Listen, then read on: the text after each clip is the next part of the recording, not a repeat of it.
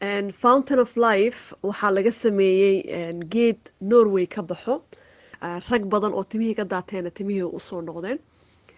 Waxaa kaloo faa'iido laga helo ka mid ah metabolism ama calooshana way socodsiisaa dawadani oo wax allaale waxa cudur ah dan uu la dagaalaa.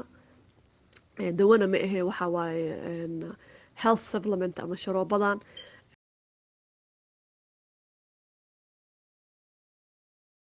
benefitska ee dhahaan ama faa'iidooyinka laga helo kow waxa ugu horeyso anti inflammatory waaye. Anti inflammatory waxay ka dhigan tahay xanuunka ama inflammationka bararka korka qofka bini'aadanka galo uu ka dhowrayaa wax allaale waxa sida arthritis-ka oo kale Soomaalida badankeed nagu dhacdo lagu xanuunka jilbaha xanuunka waxasi oo dhan buu qofka ka ilaalinayaa.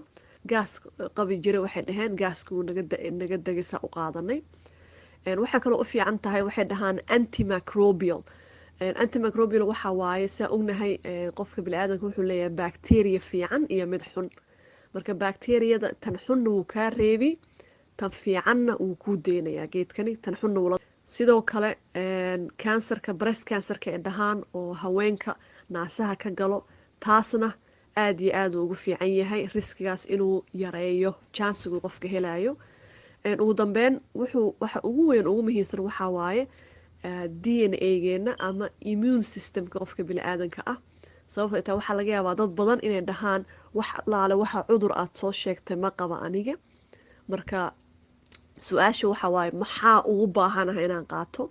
marka jawaabta waxaa waaye qof kastaa u baahan inuu qaato sababto ay tahay waxaynu u baahannahay ka hortag haddiina xataa qabin ka hortag inaan u baahannahay. marka waa kaas halkaas waxaa laga helaa insha allahna haddii waxaan idinku boorinaya inaad dhammaantiin gadataan oo isticmaashaan oo fiirisaan